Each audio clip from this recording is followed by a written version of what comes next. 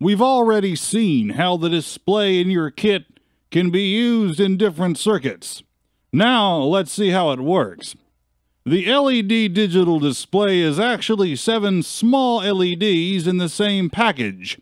Back in Project 1, we called these LEDs segments. You'll notice in the schematic that there are resistor symbols connected to the display symbol. These resistors are actually built in the display to protect the segments from damage from too much current.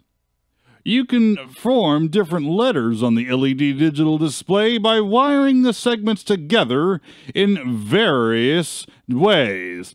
In this project, the display will show either J or H depending upon the setting of the select switch. But those aren't the only capital letters that your kit can display. By simply changing the wiring connections at the display, you can get it to show A, E, C, F, G, I, S, or U.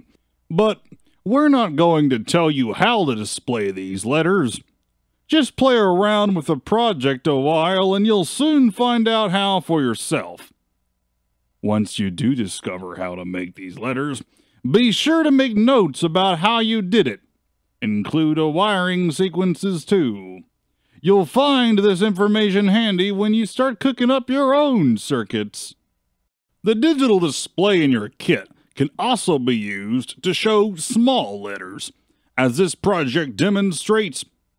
As you change the setting of the select switch, either Q or Y will be shown on the display.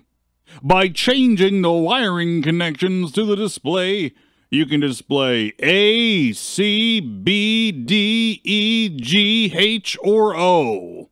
Be sure to keep notes for use in your own circuits. You might suppose the LED digital display in your kit also can display numbers. You're right. This project will display either 3 or 8 when you press the key, depending upon the setting of the select switch.